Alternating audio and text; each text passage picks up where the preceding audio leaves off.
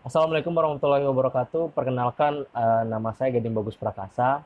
Saya merupakan mahasiswa Hubungan Internasional Universitas Abdurrahman, Fakultas Ilmu Sosial dan Ilmu Politik. Nah, di sini saya ingin menjelaskan mengenai model-model pembangunan dari mata kuliah yang diampu oleh Bapak Amri Hakim. Nah, video ini dibuat dengan tujuan untuk menyelesaikan ujian akhir semester 6. Baik, kita mulai saja karena ini bahannya banyak banget. Ada sekitar 93 halaman. Jadi kita langsung saja mulai.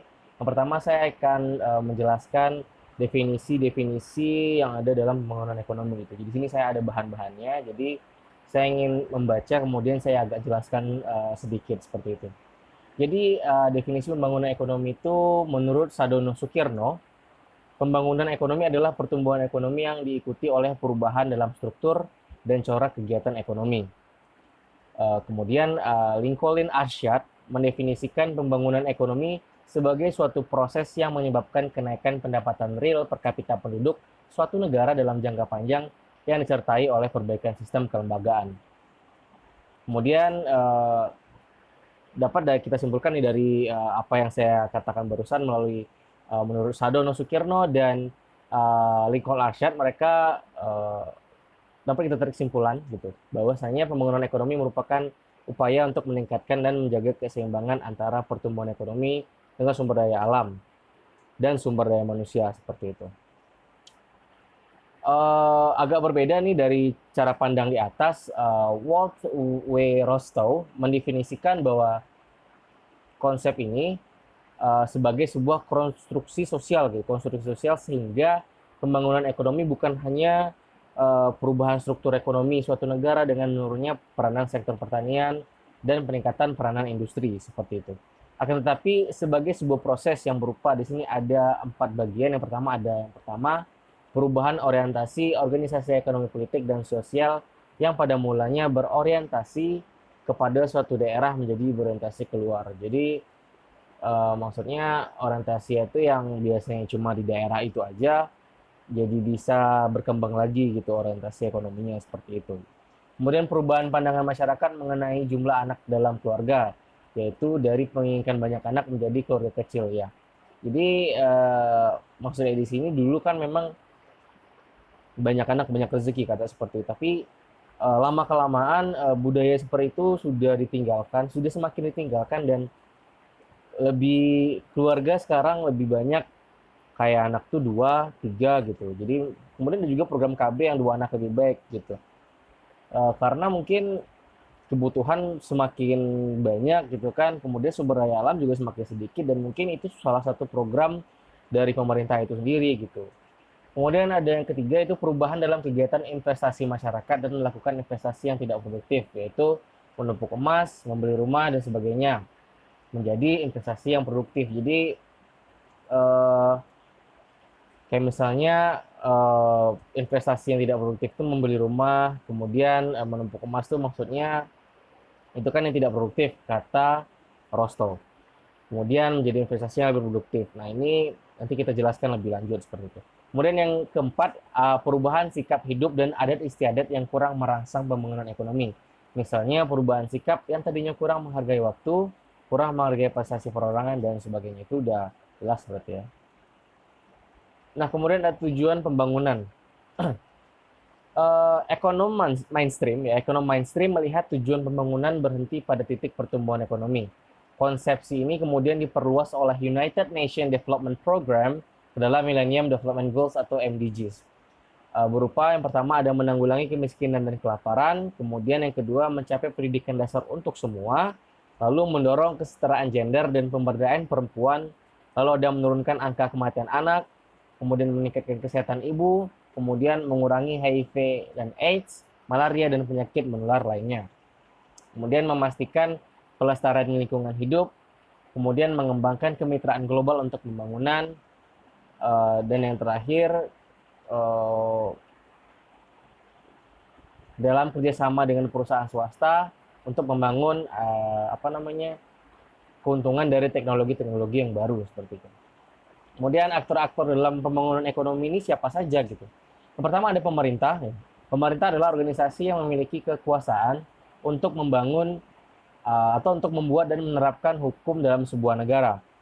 Fungsi pemerintahan dalam pembangunan itu yang pertama pastinya mereka yang menciptakan, mereka regulatornya, mereka yang menciptakan sebuah regulasi seperti itu. Kemudian fasilitator, mereka juga memfasilitasi siapapun aktor-aktor swasta, bukan aktor swasta, lebih aktor individu lainnya yang non pemerintah gitu. Mereka memberikan fasilitas untuk atau tempat untuk berkembang seperti itu. Kemudian akselerator adalah entitas yang berfungsi mempercepat pembangunan ekonomi. Itu sudah pasti karena tanpa pemerintah tidak akan adanya akselerasi dari pembangunan ekonomi tersebut. Kemudian adalah planner, adalah entitas yang berfungsi merencanakan pembangunan ekonomi. Planner itu kan arti bahasa Indonesia itu adalah yang membuat rencana gitu. Kemudian yang kedua aktornya ada perusahaan. Nah, perusahaan adalah organisasi yang dikembangkan oleh seseorang atau sekumpulan orang dengan tujuan menghasilkan berbagai jenis barang dan jasa yang dibutuhkan masyarakat. Nah, perusahaan dalam perekonomian ini terbagi menjadi 3 golongan nih. Yang pertama ada industri primer, industri sekunder, dan industri tersier. Industri primer itu adalah perusahaan-perusahaan yang mengolah kekayaan atau mengeksploitir faktor-faktor produksi yang disediakan oleh alam. Jadi industri primer ini kayak ibaratnya Chevron atau perusahaan emas yang menggali emas dan segala macam. Jadi mereka mengeksploitir faktor-faktor produksi yang disediakan oleh alam. Kayak perusahaan PTPN 5 dan segala macam. Kemudian ada industri sekunder. Di sini adalah perusahaan-perusahaan yang menghasilkan barang industri seperti baju, mobil, buku, dan sebagainya, mendirikan perumahan dan bangunan, menyediakan air, listrik, dan gas. Ya, ini kayak perusahaan ya, sudah jelas lah ya, mobil segala macam, Toyota lah, inilah segala macam gitu. Kemudian ada lagi nih industri tersier yang ketiga adalah industri yang menghasilkan jasa-jasa, yaitu perusahaan-perusahaan yang menyediakan pengangkutan, menjalankan perdagangan, memberi pinjaman, lembaga-lembaga keuangan, dan menyewakan bangunan. Jadi industri tersier ini udah jelas kayak perumahan, kayak jasa-jasa, kayak barbershop, tempat potong rambut, dan segala macamnya gitu. Kemudian ada aktor ketiga, itu adalah rumah tangga. Nah, rumah tangga adalah pemilik berbagai faktor produksi yang tersedia dalam perekonomian. Sektor ini menyediakan tenaga kerja dan tenaga usahawan. Rumah tangga memiliki faktor-faktor produksi lain, yaitu barang-barang modal, kekayaan alam, dan harta tetap seperti tanah dan bangunan. Dan mereka akan menawarkan faktor-faktor produksi ini kepada perusahaan. Dan perusahaan yang menggunakannya akan memberikan berbagai jenis pendapatan kepada sektor rumah tangga. Dan tenaga kerja menerima gaji dan upah, pemilik alat-alat modal menerima bunga, pemilik tanah dan harta tetap lain menerima sewa, seperti itu. Jadi saling berhubungan satu sama lain. Oke, ini ada, nanti saya lampirkan gambarnya. Ini adalah sebuah skema sistem pembangunan ekonomi. Nanti di sini gambarnya di sini nanti, atau di sini, atau nanti di semuanya gitu. Oke, jadi ada beberapa hal yang ingin kita bahas mengenai skema ini biar lebih paham kita mengenai sistem pembangunan ekonomi seperti itu. Baik, yang pertama ada aktivitas produksi terdapat pada unit perusahaan, bisa teman-teman lihat. Kemudian proposisi yang kedua, aktivitas konsumsi terdapat pada unit rumah tangga dan pemerintah. Kemudian aktivitas investasi terdapat pada unit institusi keuangan. Kemudian dalam sistem ekonomi pasar, pemenuhan kebutuhan manusia dilakukan melalui pertukaran satuan nilai ekonomi dengan barang atau jasa. Kemudian poin kelima, satuan nilai ekonomi diperoleh rumah tangga dari menyewakan faktor-faktor produksinya seperti tenaga kerja kepada perusahaan.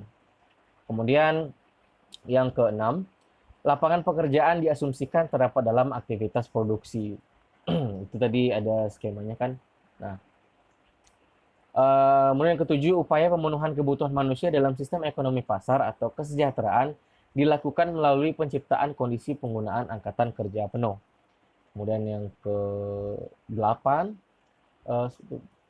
ke-9, pokoknya selanjutnya gitu. Kondisi tidak tercapainya penggunaan angkatan kerja penuh disebut dengan tingkat pengangguran.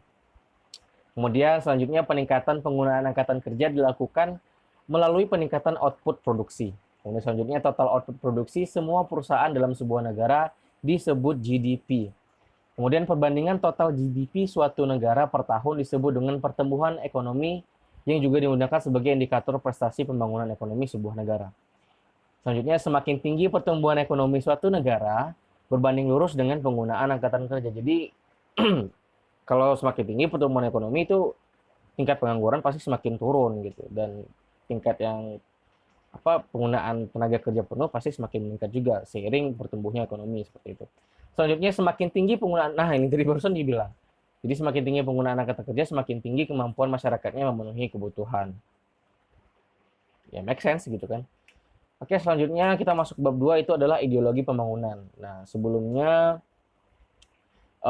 kita harus tahu dulu ideologi itu apa. Nah, ideologi adalah sebuah cara berpikir atau system of thought dan kepercayaan yang dengan individu dan kelompok menjelaskan bagaimana sistem sosial mereka bekerja serta prinsip apa yang diterapkan. Gilpin 1987 halaman 25.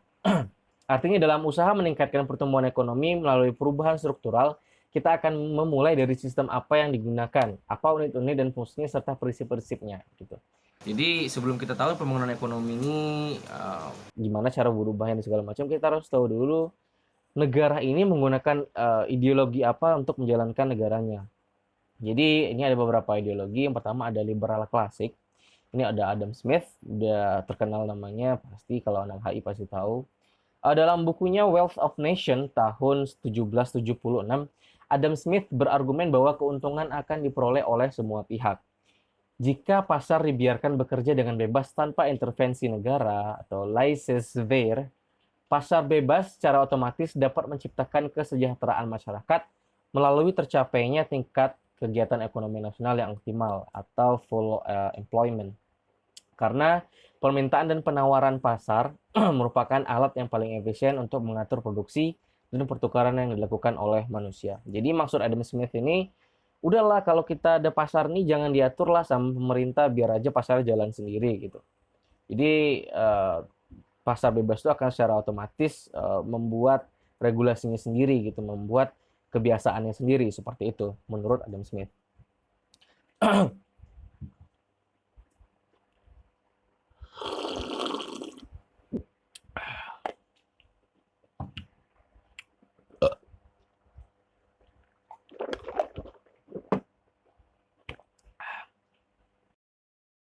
Selanjutnya itu ada dari Joseph Schumpeter.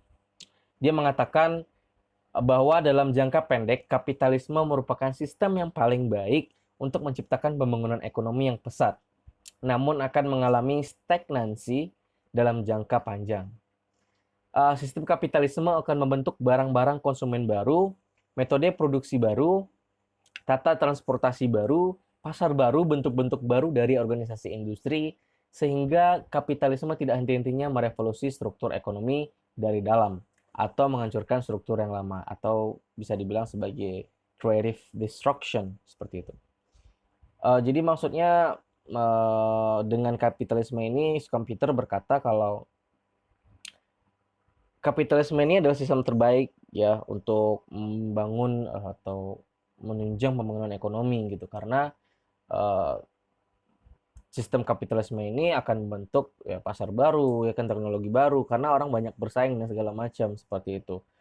Karena kayak nanti kita ada sampai di mana ada inovator dan inventor gitu, kayak inventor mereka menciptakan barang, inovator mereka yang memberikan ide dan segala macam. Nanti kita akan jelaskan lebih lanjut mengenai hal ini. Kemudian selanjutnya teori materialisme. Jadi teori materialisme dari sejarah Karl Marx gitu. Jadi teori materialisme sejarah dari Karl Marx bertujuan untuk menjelaskan evolusi sistem pembangunan ekonomi mulai dari feodalisme, kapitalisme, revolusi sosialis, dan terakhir masyarakat komunis masa depan. Nah, teori ini berargumen bahwa ketegangan dalam bidang ekonomi, khususnya hubungan produksi berupa pertentangan kepentingan antara kelas pekerja dan pemilik modal, merupakan penggerak evolusi sistem pembangunan ekonomi. Jadi, kita melihat dari kacamata Karl Marx dengan sosialismenya, dan berujung komunismenya, bahwa kepentingan antar kelas inilah, kayak kepentingan kelas pekerja dan kelas pemilik modal, itu menciptakan apa namanya, kesenjangan yang berakibat pada evolusi pembangunan ekonomi seperti itu. Oke, selanjutnya ada dari teori underconsumption oleh John Hobson. Ya. Sebagaimana diargumenkan Schumpeter, bahwa sistem kapitalisme dalam jangka panjang akan mengalami stagnasi. Maka teori Hobson dalam menjelaskan fenomena tersebut berangkat dari asumsi bahwa pertumbuhan ekonomi harus ditopang oleh keseimbangan peningkatan produksi dan konsumsi. Menurut Hobson, peningkatan efisiensi teknik organisasi industri telah menyebabkan meningkatnya output industri, sedangkan keuntungan dari peningkatan tersebut tidak terdistribusikan melalui upah yang layak kepada pekerja karena kelas kaya atau pemilik modal menumpuk keuntungan untuk investasi. Akibatnya, peningkatan kuantitas produksi tidak seimbang dengan peningkatan konsumsi. Kondisi inilah yang diabstraksikan oleh Hobson sebagai underconsumption crisis. Jadi, tidak sesuai karena produksinya berlebihan, yang rupanya konsumsi nggak ada. Ya karena upah pekerjanya sedikit, jadi pekerja yang ingin membeli barang tersebut yang nggak sanggup gitu. Akibatnya konsumsinya kurang dari masyarakat tersebut. Kemudian ada model developmental state. Model developmental state ini oleh Chalmers Johnson. Dia mengabstraksikan kesuksesan kebijakan pembangunan ekonomi Jepang dari tahun 1925 sampai 1975. Johnson membangun 3 indikator dari model ini, yaitu yang pertama ada pemerintah melalui birokrasi merupakan aktor utama dalam pembangunan. Mulai dari perencanaan, membuat RUU, membuat keputusan-keputusan besar, mengontrol anggaran nasional, dan segala macamnya yang bersifat lebih legalitas. Seperti itu. Kemudian pemerintah Jepang memberikan prioritas pada industri bernilai tinggi dan berdasarkan pada teknologi, terutama teknologi dari barat yang amat diperlukan untuk industrialisasi. Mesin-mesin hasil teknologi mutakhir diimpor, teknisi luar negeri didatangkan ke Jepang, dan orang-orang Jepang dikirim ke luar negeri untuk training dan pendidikan. Jadi untuk menunjang yang tadi saya bilang, pekerjanya itu Jepang itu memberikan pemerintah Jepang itu mempunyai trik yang sangat baik gitu, kayak misalnya itu tadi barang diimpor dari luar negeri, kemudian para ahlinya didatangkan dari luar negeri untuk mengajar pekerja yang ada di Jepang seperti itu. Kemudian yang Jepang pergi ke luar negeri seperti itu.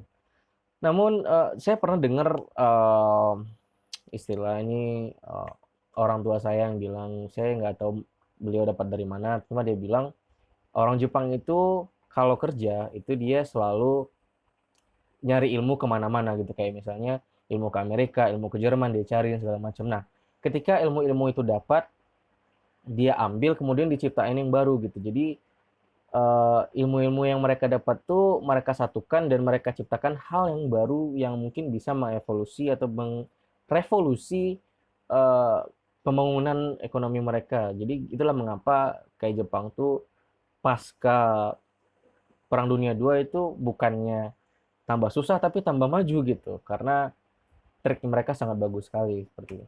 Kemudian selanjutnya kita masuk bab 3, ini ada level analisis domestik. Jadi ini isinya teori-teori yang akan saya bacakan. Jadi yang pertama ada teori dari Joseph A. Schumpeter yang bernama teori entrepreneurship. Beliau mengatakan pengusaha adalah orang yang berani mencoba dan melaksanakan ide-ide baru atau inovasi untuk melakukan pertumbuhan ekonomi, atau golongan yang terus-menerus membuat pembaharuan atau inovasi dalam kegiatan ekonomi. Nah, masuk kita ke inventor dan inovator tadi kan. Nah, inovator merupakan orang yang memperkenalkan gagasan. Seperti yang saya bilang tadi, dia memiliki ide, dia yang memperkenalkan barang-barang baru. Kemudian dia mempertinggi efisien cara memproduksi dalam menghasilkan suatu barang tersebut. Kemudian ada inventor. Nah, inventor ini adalah orang yang menciptakan.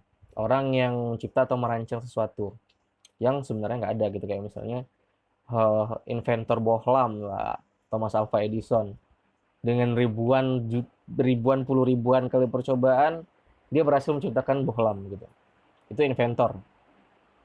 Kondisi yang melatar belakangi pengusaha melakukan inovasi yaitu karena segolongan pengusaha menyadari tentang berbagai kemungkinan untuk mengadakan inovasi yang menguntungkan. Kayak Thomas Alva Edison dulu membuat bohlam karena merasa itu dapat dilakukan dan dapat merubah dan membantu umat manusia dalam mengerjakan hal gitu. Kayak misalnya di malam hari itu efisiensinya lebih baik lagi karena eh, minyak tanah itu kan mahal gitu, dan minyak tanah itu juga menggunakan apa namanya alam gitu. Jadi dia menciptakan bohlam dengan lebih apa efisien gitu dan efektif gitu. Cinta lingkungan lah seperti itu. Itu inventor. Nah, berbagai kegiatan inovasi memerlukan investasi baru. Nah, investasi dapat dibedakan kepada dua golongan, yaitu penanaman modal otonomi atau penanaman modal yang ditimbulkan oleh kegiatan ekonomi yang timbul akibat dari kegiatan inovasi, dan penanaman modal terpengaruh. Kondisi yang melatar belakangi pengusaha untuk melakukan inovasi adalah adanya lingkungan yang menunjang kreativitas beberapa wira swasta untuk merintis atau mencoba menerima ide-ide baru dalam kehidupan ekonomi. Motivasi yang mendorong inovasi adalah tersedianya cadangan ide-ide baru. Ya betul, karena kita nggak punya ide, kita nggak punya visi, kita nggak punya misi, nggak akan ada yang namanya inovasi gitu. Kayak misalnya saya punya gelas gitu kan, tapi saya nggak punya pandangan gelas nih biar nilai jualnya lebih baik lagi seperti apa gitu. Tapi kalau misalnya seorang inovator, dia memikirkan kalau misalnya ini gelas kita kasih pegangan di sini gitu kan, jadi lebih gampang megangnya, jadi nggak kayak gini lagi tapi ada tangkainya. Atau mungkin gelasnya ada sekalian tutupnya yang dia jual ini kan terpisah gitu. Mungkin sekalian tutupnya kita jual, kita bikin tutupnya lebih sempurna dan mungkin dilobangin di sininya biar bisa masuk pipet. Itu kan sebuah inovasi mengenai gelas gitu. Itu inovasi.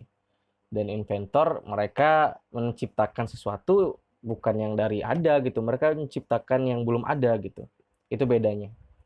Kayak misalnya gelas, oke gelas, gelas sudah banyak kan ada. Mungkin gelas dari tanah liat sudah ada, atau gelas dari kaca sudah ada. Mungkin inventor yang lain bikin apapun gitu. Jadi ibaratnya barang-barang yang nggak ada itu jadikan ada. Itu namanya inventor. Kayak Alexander Graham Bell, kayak Owen bersaudara dan segala macam menciptakan pesawat gitu kan. Oke, itu teori entrepreneurship. Selanjutnya ada teori tabungan dan investasi oleh Harold Domar. Ini sebenarnya sudah dibahas juga beberapa waktu yang lalu dalam kelas sebelum pandemi ya gitu. Jadi teori ini berargumen bahwa pertumbuhan ekonomi ditentukan oleh tingginya tabungan dan investasi. Kalau tabungan dan investasi rendah, pertumbuhan ekonomi masyarakat atau negara tersebut juga akan ikut rendah. Jadi jelas ya tadi. Selanjutnya, tabungan adalah bagian dari pendapatan rumah tangga yang tidak dibelanjakan dan disimpan. Sedangkan investasi merupakan pengeluaran atau penanaman modal perusahaan untuk membeli barang-barang modal dan perlengkapan-perlengkapan produksi guna menambah kemampuan produksi barang-barang dan jasa-jasa yang tersedia dalam perekonomian. Itu bedanya ya. Selanjutnya, kondisi-kondisi yang mempengaruhi investasi. Yang pertama ada tingkat keuntungan yang diramalkan akan diperoleh gitu. Kemudian ya melalui analisis ekonomi dan segala macamnya. Kemudian ada suku bunga. Kemudian ada ramalan mengenai keadaan ekonomi di masa depan, itu tadi kayak analisis, analisa, dan segala macam. Kemudian ada kemajuan teknologi, lalu ada tingkat pendapatan nasional dan perubahan-perubahannya, lalu ada keuntungan yang diperoleh perusahaan-perusahaan. Itulah faktor-faktor yang mempengaruhi mau nggak orang investasi gitu. Sedangkan jenis-jenis investasi adalah sebagai berikut. Yang pertama ada foreign direct investment, adalah merupakan penanaman modal asing meliputi investasi dalam aset-aset nyata berupa pembangunan pabrik-pabrik, pengadaan berbagai macam barang, kemudian pembelian tanah untuk produksi dan sebagainya.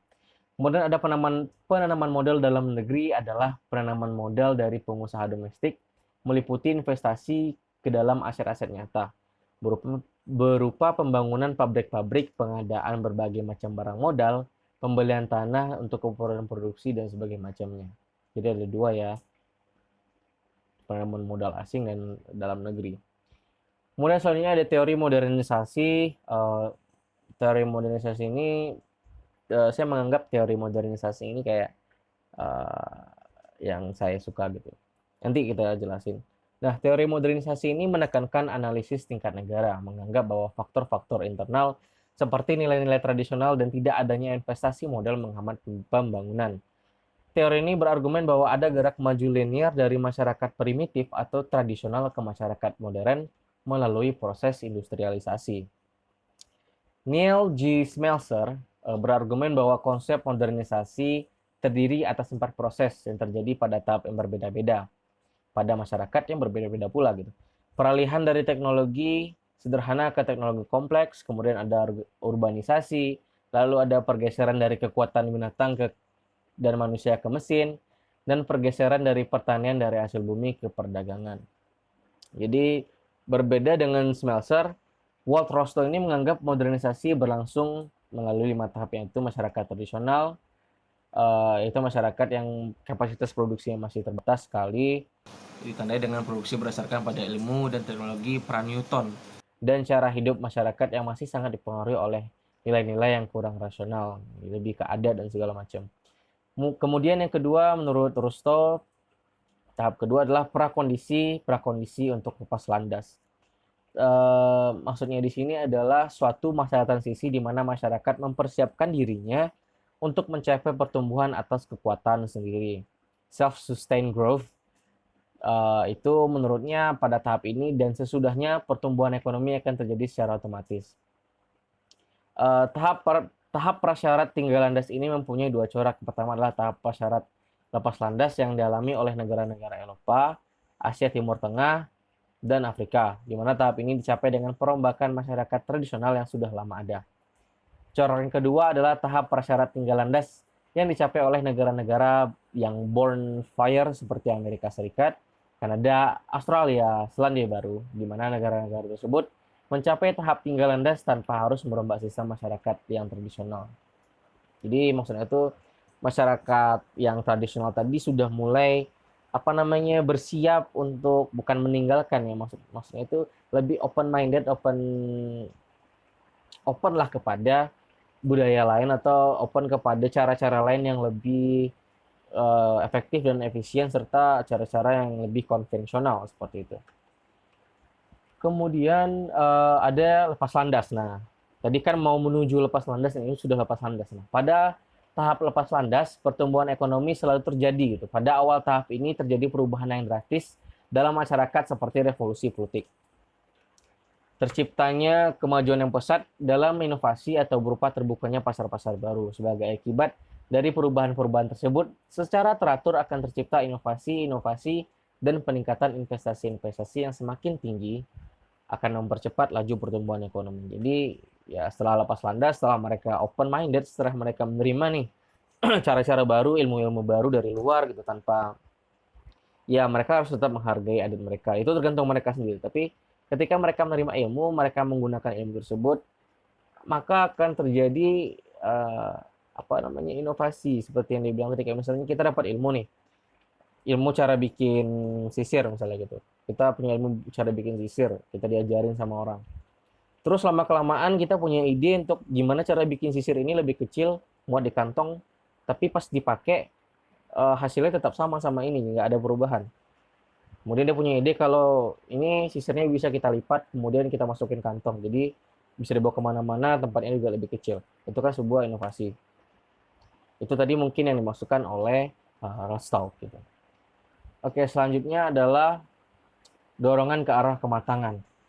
Tahap menuju kedewasaan diartikan Rostow sebagai masa di mana masyarakat sudah secara efektif menggunakan teknologi modern pada hampir semua kegiatan produksi. Pada tahap ini, sektor-sektor pemimpin baru akan muncul menggantikan sektor-sektor pemimpin lama yang mengalami kemunduran. Dan sektor-sektor pemimpin baru ini coraknya ditentukan oleh perkembangan teknologi, kekayaan alam, sifat-sifat dari tahap lepas landas yang terjadi, dan juga oleh kebijaksanaan pemerintah. Rostow menaksir masa di mana tahap menuju kedewasaan dicapai oleh beberapa negara. Seperti pada tabel yang ini. Nah, di sini bisa teman-teman lihat itu ada taksiran tinggal landas dan sektor pemimpin pada tahap tinggal landas di di beberapa negara menurut Rostow itu ada Inggris, tahap tinggal landasnya yang mana, kemudian sektor pemimpinnya apa, Prancis, Amerika Serikat, jaringan jalan rel kereta api gitu. Kemudian, nah ini ada penjelasannya dari Rostow. Dia mengatakan di Inggris, misalnya industri tekstil yang telah mempelopori pembangunan pada tahap tinggal landas telah digantikan oleh industri besi, batu bara, dan peralatan teknik berat. Sedangkan di Amerika Serikat, Prancis, dan Jerman, di mana pembangunan jaringan jalan kereta api memegang peranan penting pada tahap tinggal landas, telah digantikan oleh industri baja dan industri peralatan berat pada tahap menuju kedewasaan. Nah, ini ada table taksiran tahap menuju kedewasaan beberapa negara menurut Rostow. Ini ada negaranya, kemudian ada tabel menuju ke kedewasaannya. Di situ Inggris tahun berapa, Kanada tahun berapa gitu. Kemudian yang terakhir dari Rostow adalah abad konsumsi massal. Nah, tahap konsumsi tinggi ini merupakan tahap terakhir dari teori pembangunan ekonomi Rostow. Pada tahap ini perhatian masyarakat telah lebih menekankan pada masalah-masalah yang berkaitan dengan konsumsi dan kesejahteraan masyarakat, bukan lagi kepada masalah produksi. Jadi masalah-masalah yang berkaitan dengan konsumsi itu ibaratnya gimana ya?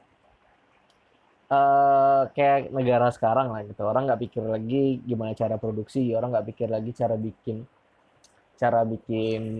baju, cara bikin tahu, cara bikin ini segala macam. Mereka tinggal konsumsi aja gitu. Masalah-masalahnya itu kayak ya upah kerja misalnya seperti itu. Atau ibaratnya gaji bulan ini nggak cukup untuk konsumsi kita selama sebulan gitu. Kan itu kan masalah seperti itu kan. Nah, lebih fokus ke sana. Pada tahap ini ada 3 macam tujuan masyarakat atau negara. Yang pertama ada memperbesar kekuasaan dan pengaruh ke luar negeri, dan kecenderungan ini bisa berakhir pada penjajahan terhadap bangsa lain. Ini berarti ini aktornya negara ya, bukan masyarakat, sorry. Kemudian menciptakan negara kesejahteraan atau welfare state dengan cara mengusahakan terciptanya pembagian pendapatan yang lebih merata melalui sistem pajak yang progresif. Kemudian selanjutnya, meningkatkan konsumsi masyarakat melebihi kebutuhan pokok.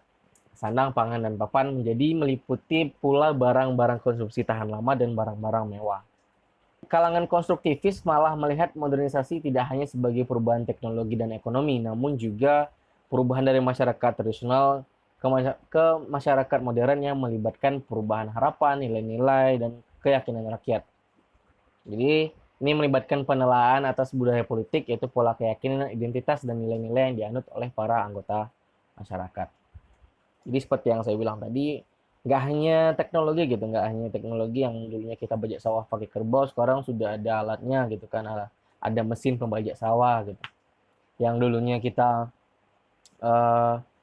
bikin apa ya, bikin kue gitu, bikin kue pakai tangan terus masak pakai tungku gitu kan. Sekarang udah ada oven yang lebih praktis dan panasnya juga lebih merata, seperti itu kan teknologi.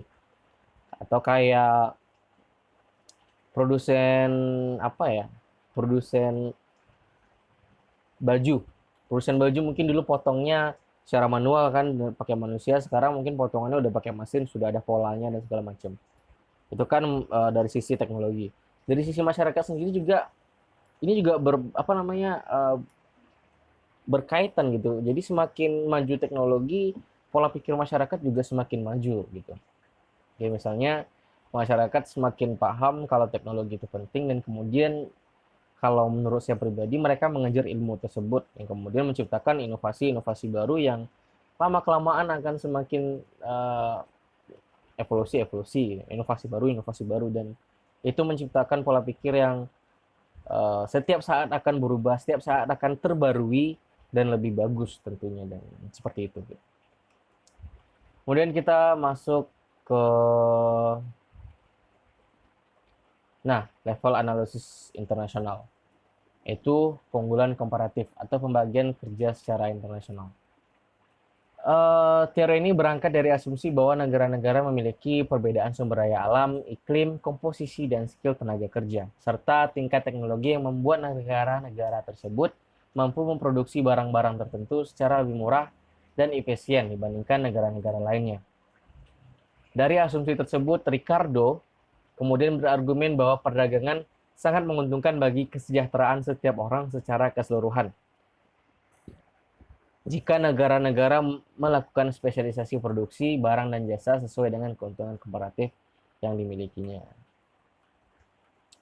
Kemudian ada teori ketergantungan. Teori ini bertujuan menjelaskan kenapa negara-negara prakapitalis menjadi terbelakang, khususnya Amerika Latin, ketika terintegrasi ke dalam sistem ekonomi dunia kapitalis. Untuk menjawab pertanyaan tersebut, teori ketergantungan mengklasifikasikan dua jenis negara dalam sistem kapitalis, yaitu negara pinggiran, itu hanya berfungsi sebagai produsen bahan mentah, kemudian ada negara metropolitan, adalah negara produsen barang-barang industri yang nantinya akan dikonsumsi negara-negara pinggiran. Jadi ketergantungan tuh ya ini merupakan sebuah teori yang nanti yang berujung pada global value chain gitu. Nanti kita bahas GVC itu nanti ya. Dari dua klasifikasi tersebut, teori ketergantungan berargumen bahwa negara metropolitan mengeksploitasi dan membuat negara pinggiran menjadi tergantung serta terbelakang melalui hutang atau perdagangan bebas. Contohnya kayak negara negara kita deh misalnya gitu. Kita ekspor minyak mentah, minyak sawit mentah gitu ke negara. Contoh ya, kita ke Perancis. Misalnya kita ekspor ke Perancis, kemudian di Perancis dibuatlah minyak sawit tersebut kepada atau menjadi obat-obatan dan segala macam. Nah, obat-obatan itu yang kita impor lagi dari negara maju tersebut atau negara yang katanya di sini adalah metropolitan seperti itu. Itu maksudnya ketergantungan. Kemudian ada teori sistem dunia. Ini oleh Immanuel Wallerstein ia berargumen bahwa sistem dunia kapitalis melibatkan pembagian tenaga kerja global di mana sebagian kawasan makmur dan sebagian yang lain miskin. Wallerstein mengidentifikasikan 4 jenis kawasan masing-masing dengan ciri khusus, yaitu ada inti, semi pinggiran, pinggiran, dan luar. Negara-negara inti di Eropa dan Amerika Utara merupakan negara-negara yang paling mendapatkan manfaat dari sistem ekonomi dunia dengan mengorbankan negara-negara pinggiran. Sedangkan kawasan pinggiran meliputi kawasan yang mengekspor bahan mentah tadi dan berhubungan dengan inti melalui hubungan dagang yang menurutnya tidak adil ya. Kalau kita pikir-pikir ulang pasti tidak adil gitu kan. Wallerstein mengkaji evolusi ekonomi dunia ketika beberapa negara bergeser ke inti, pinggir, dan sebaliknya. Kemudian ada konsep industri substitusi impor atau ISI sebagai solusi sebagai negara pinggiran untuk keluar dari ketergantungan. Yaitu para ekonom teori ini mempreskripsikan negara-negara berkembang untuk menerapkan model pembangunan industri substitusi impor. Dalam model ini, negara-negara pinggiran memproduksi produk-produk industri yang selama ini diimpor dari negara-negara metropolitan, sehingga menciptakan lapangan pekerjaan dalam negeri, mengurangi defisit perdagangan dan cadangan devisa. Jadi konsep industri substitusi impor ini yang saya bilang tadi adalah kita bikin aja obat-obatan sendiri gitu, atau baju-baju sendiri gitu, nggak usah kita impor benang yang sana gitu. Selanjutnya ada teori global value chain. Ini tadi pentingnya teori GVC atau GVC dalam studi ini bisa dilihat dari evolusi model pembangunan yang dijalankan dunia berkembang, di mana pada tahap pertama tahun 1960 sampai 1970 negara-negara tersebut menggunakan strategi substitusi impor dengan menarik MNC atau multinational corporation untuk berproduksi memasok kebutuhan domestik dan pemerintah menyusun kondisi-kondisi untuk itu. Nah, global value chains adalah susunan aktivitas ekonomi yang terbagi antar perusahaan dalam skala global. Lebih luasnya, global value chains dipahami sebagai rangkaian kerjasama perusahaan lintas negara dalam rangka menghasilkan sebuah produk untuk memenuhi permintaan pasar dalam metode outsourcing dan offshoring. Jadi divisi ini kayak secara singkatnya ya. Divisi ini global value chain itu ibaratnya perusahaan A dia pengen bikin mobil gitu. Nah, perusahaan A ini dia cuma bisa bikin kaca. Dia cuma bisa bikin kaca mobil doang. Kemudian dia beli deh ban dari negara B. Dari negara B, dia bisa bikin ban gitu kan. Nah, negara A beli ban dari negara B, kemudian negara C ternyata bisa bikin bodi mobil gitu kan. Nah, negara A ini beli bodi mobil dari negara C dan lain-lain sampai negara Z lah segala macam. Nah, ikatan ini nih, value chain ini nih, kemudian negara ini berhasil menciptakan sebuah mobil dengan eh, produksi melalui multinational corporations yang ada di dunia gitu. Kemudian terciptalah sebuah mobil, misalnya mobil eh, Toyota misalnya. Itu kan global value chain. Jadi ibaratnya yang A ini cuma bisa yang awalnya cuma produksi kaca mobil bisa bikin mobil sendiri gara-gara global value chain atau sistem perekonomian yang seperti itu gitu. Itu kan sangat-sangat menarik gitu. Jadi penggunaan istilah rantai ini menyarankan fokus pada hubungan vertikal antara pembeli dan pemasok dan pergerakan barang serta jasa dari produsen ke konsumen. Ini mensyaratkan analisis yang berpusat pada aliran sumber daya material, keuangan, pengetahuan, dan informasi antara pembeli dan pemasok. Jadi nggak hanya barang, ilmu pun bisa seperti itu. Jadi pengen ilmu ini, belajar ke sini kayak gitu. Ya ibaratnya comot-comot, tapi hasil comotannya jadi menarik dan lebih bagus gitu. Oke, mungkin sekian dari saya. Terima kasih saya ucapkan bagi teman-teman yang udah nonton atau bagi Bapak yang sudah melihat video saya. Saya harap saya dapat apa namanya menyampaikan ilmu-ilmu yang sudah Bapak ajarkan itu dengan baik. Ya, saya berharap saya dapat nilai yang baik pastinya seperti itu. Akhir kata saya ucapkan terima kasih. Wassalamualaikum warahmatullahi wabarakatuh.